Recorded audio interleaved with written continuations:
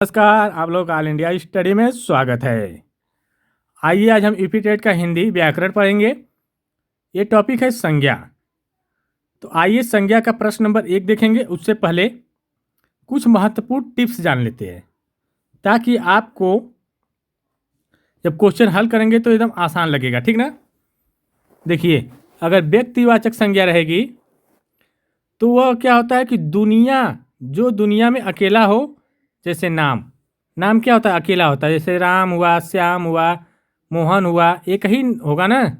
ये ऐसा थोड़ी ना कि राम कई ठो राम हो गए, ठीक है ना। जातिवाचक संज्ञा क्या होती है, जो अपनी पूरी कैटेगरी बताए, जैसे गाय, भैंस, ठीक ना।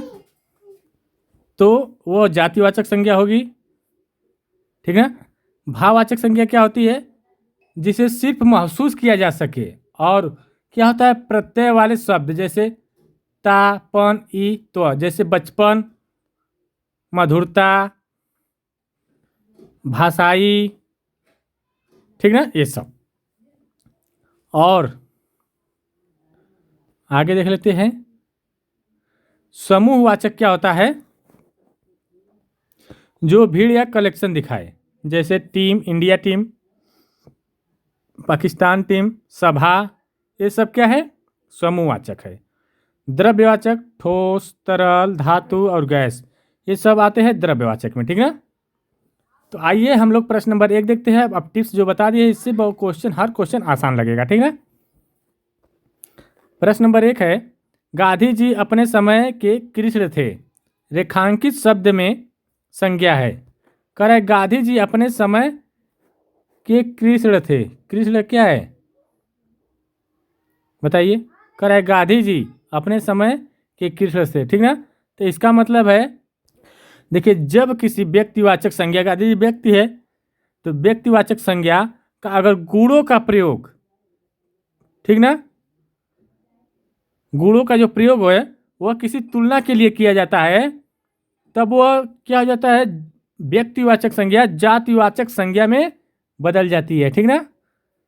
जैसे जहाँ कृष्ण जो है, यहाँ पर जो कृष्ण जो है परम पुरुष है, शांति दूत की बात कर रहे हैं, ठीक ना। तो इसलिए इसका सही जवाब क्या हो जाएगा, बी हो जाएगा, जातिवाचक संज्ञा, ठीक ना। आइए प्रश्न नंबर 2 देखते हैं।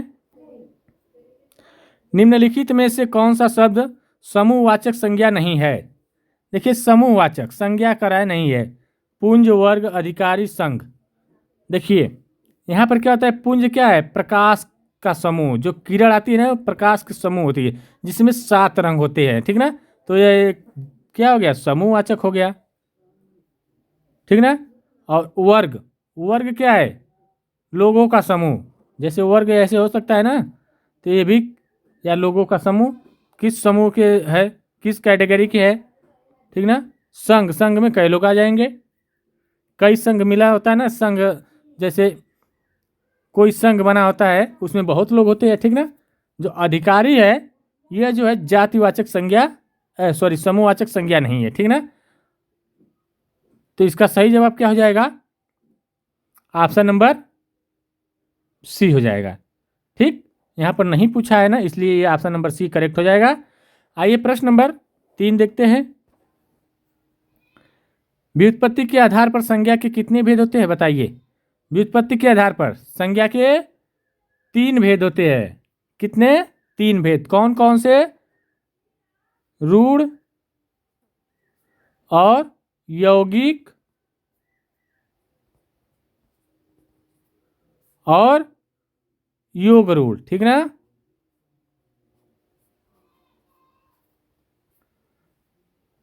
रूढ़ का मतलब होता है जैसे कृष्ण हो गए, सब क्या रूढ़ में आ जाएंगे।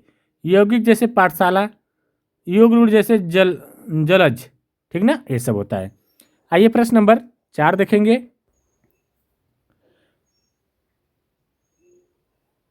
सौष्ठ शब्द में कौन सी संज्ञा है। तो देखिए, सुष्ट मतलब सुंदर या ठीक, इसका मतलब होता है, ठीक ना। सौष्ठ का मतलब जो होता है सुंदर या ठीक।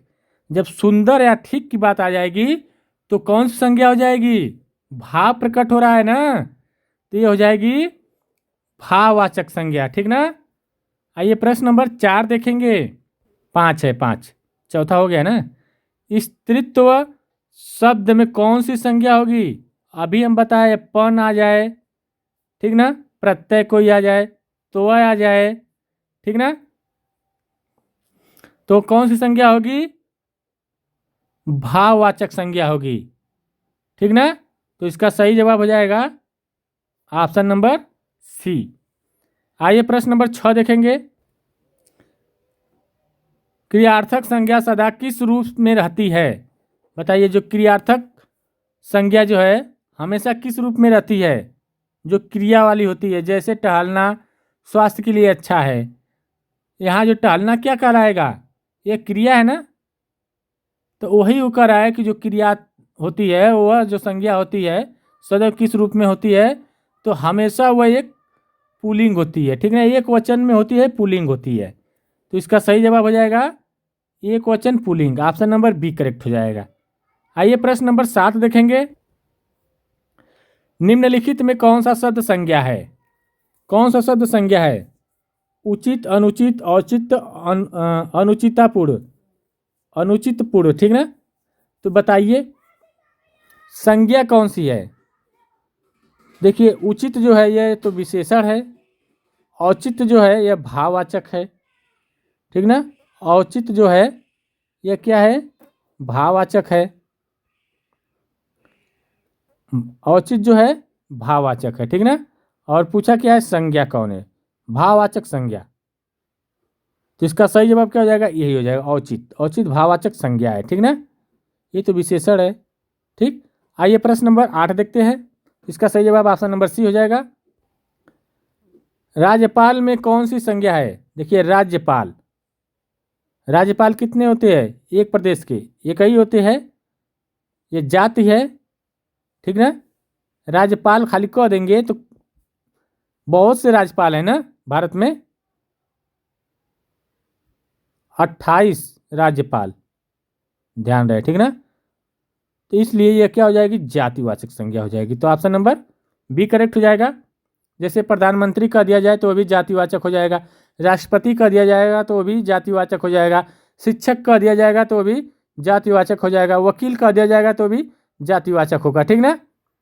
पदों के अगर नाम जो भी जिस पद पर है उसका नाम रखे रहेगा तो वह जातिवाचक हो जाएगा, ठीक ना। लघुत्व में कौन सी संज्ञा है? तो आ गया, तो जब तो आ जाएगा, पन आ जाएगा, ठीक ना, तो वो हो जाएगा जातिवाचक संज्ञा, सॉरी भाववाचक संज्ञा होती है, तो ये भाववाचक हो जाएगा। आइए प्रश्न नंबर 10 देखते हैं। अकरांत संज्ञाएं प्राय होती है। अकरांत क्या होता है? जिन शब्दों के अंत में अ स्वर आता है, जैसे बालक, वन, घर, वे प्राय पुल्लिंग होते हैं, ठीक ना। अक्रांत वही संज्ञा होती है, जो पुल्लिंग होता है वही अक्रांत होता है। तो इसका सही जवाब हो जाएगा ऑप्शन नंबर बी। आइए प्रश्न नंबर 11 देखते हैं। पंडित जी ने देश की बहुत सेवा की। वाक्य में पंडित जी है, कह रहा है कि पंडित जी ने देश की बहुत सेवा की। कौन पंडित? पता नहीं कौन कौन से पंडित, ऐसा भी हो सकता है ना। खाली पंडित जी, इसका मतलब है कि पंडित जी ने देश की बहुत सेवा की। यहाँ से क्या मिल रहा है? पंडित जवाहरलाल नेहरू की बात हो रही है, ठीक ना। यहाँ पर पंडित जवाहरलाल नेहरू की बात हो रही है, तो पंडित जवाहरलाल नेहरू क्या है? एक ही है, व्यक्ति है, तो ये व्यक्तिवाचक हो जाएगा, ठीक ना। आइए, इसी प्रकार का क्वेश्चन आता है, बहुत देखने में कुछ नहीं लगेगा कि ये है, लेकिन वह रहता है कुछ और हार्ड लेवल का क्वेश्चन इसी प्रकार होता है। ऐसे क्वेश्चन पूछे जाते हैं, ध्यान रहे। और बच्चा गलत करके चला आता है, तो आप लोग ध्यान से पढ़िए। और वीडियो अच्छी लग रही हो तो लाइक शेयर सब्सक्राइब अपने दोस्तों के पास जरूर भेजिए, बेल आइकन जरूर दबा लीजिए, ताकि जो मैं वीडियो अपलोड करूँ तुरंत आप लोगों के पास पहुंच जाए। प्रश्न नंबर 12 है, भाव गुण अवस्था का बोध कराने वाली संज्ञा क्या कहलाती है? भाव गुण अवस्था, भाव को, गुण को, अवस्था को बोध जो कराएगी वो भाववाचक संज्ञा कहलाएगी। यहाँ से भाव की बात आ रही है, तो ऑप्शन नंबर बी हो जाएगा। आइए प्रश्न नंबर 13 देखते हैं। निम्नलिखित में से कौन सा शब्द योग रूढ़ संज्ञा है? तो कौन शब्द योग रूढ़ है? तो देखिए, योग रूढ़, योग रूढ़ का मतलब क्या होता है? जैसे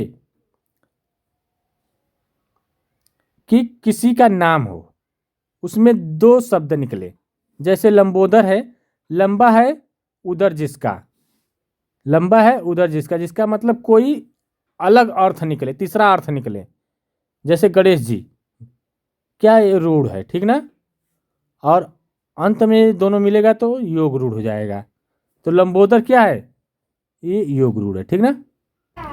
प्रश्न नंबर 14 है, समुद्रगुप्त भारत का नेपोलियन था, वाक्य में नेपोलियन किस प्रकार की संज्ञा का उदाहरण है? तो देखिए, नेपोलियन, भारत का नेपोलियन, यह क्या बता रहा है? विजेता का गुण बता रहा है। जब गुण बताएगा, गुण का उपमा मिलेगा, तो वह क्या हो जाएगा? जातिवाचक संज्ञा। तो इसका सही जवाब हो जाएगा जातिवाचक संज्ञा। प्रश्न नंबर 15 देखेंगे, सैसव शब्द का कौन सी संज्ञा है? सैसव, सैसव मतलब होता है शिशु, शिशु क्या है? जातिवाचक है। इसका जो भाव मिलेगा, सैसव मतलब भाव मिल रहा है, शिशु जातिवाचक संज्ञा होती है, लेकिन इसका भाव मिल रहा है शिशु शैशव, ठीक ना? तो ये हो जाएगा भाववाचक संज्ञा। तो इसका सही जवाब हो जाएगा भाववाचक संज्ञा। आइए प्रश्न नंबर 16 देखेंगे, विशेषण से बनी भाववाचक संज्ञा कौन सी है? तो देखिए, जो विशेषण से बनी होती है वह निपुणता होती है, ठीक ना? जैसे निपुण विशेषण है लड़कपन, लड़कपन का मतलब लड़का क्या है? जाति है। दानवता मतलब दानव जाति है। ममता, मम क्या है? सर्वनाम है, ठीक ना? तो इससे क्या हो जाएगा? यह निपुणता क्या है? यह विशेषण है। तो ऑप्शन नंबर डी करेक्ट हो जाएगा। प्रश्न नंबर 17 देखेंगे, दही शब्द किस संज्ञा के अंतर्गत आता है? दही, दही क्या है? तरल है, ठीक ना? तो यह हो जाएगा द्रव्यवाचक संज्ञा। दही क्या है? तरल है, खाद्य पदार्थ है, ठीक ना? जिसको मापा जा सकता है, तौला जा सकता है, इसलिए वह द्रव्यवाचक संज्ञा हो जाएगी। प्रश्न नंबर 18 देखेंगे, धैर्य किस प्रकार की संज्ञा है? देखिए, धैर्य, धैर्य क्या है? धैर्य रखना, धीर रखना, विशेषण से क्या बना है? धीर विशेषण से धैर्य भाव प्रकट हुआ है। तो धैर्य जब भाव प्रकट हुआ है, धैर्य रखिए, उसको आप देख नहीं सकते, ठीक ना? सिर्फ महसूस कर सकते कि बहुत धैर्य रखा था वो बच्चा, बहुत असफल हो रहा था, लेकिन धैर्य से काम किया हुआ सफल आज हो गया। तो इसका मतलब ये क्या है? भाववाचक संज्ञा हो जाएगी।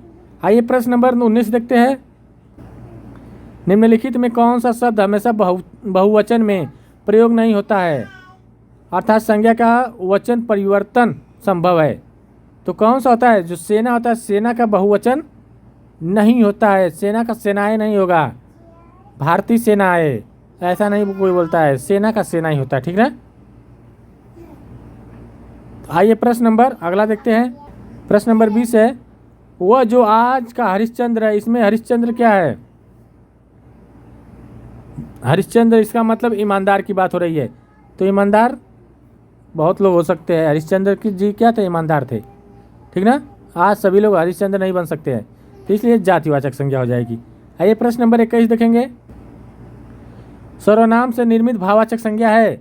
जो सर्वनाम से निर्मित होती है वह अपनापन, इसमें क्या है? अपनापन भाववाचक संज्ञा है, ठीक ना? जो सर्वनाम से निर्मित हुई है।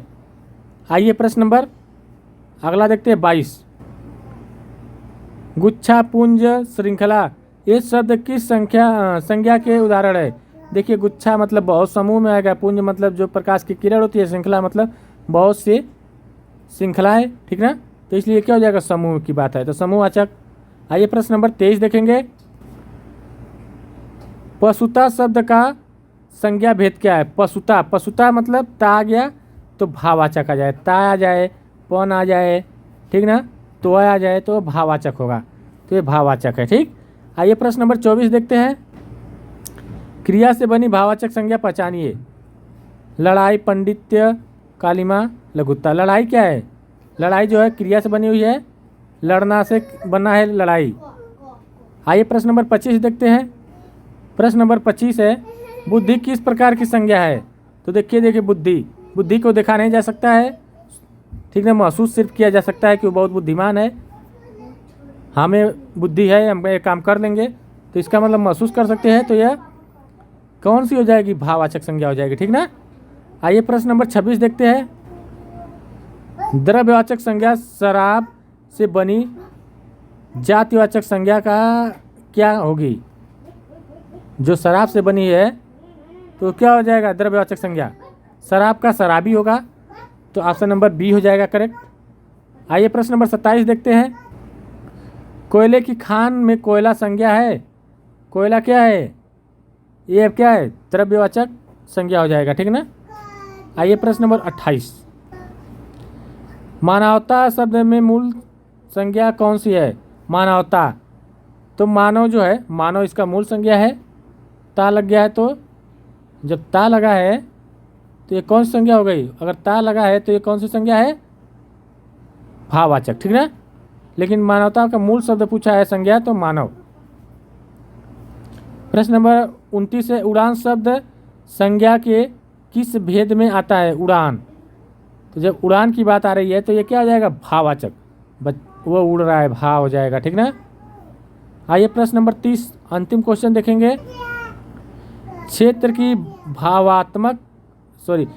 की भाववाचक संज्ञा क्या होगी? क्षेत्र की जो भाववाचक संज्ञा होगी क्षेत्रीय।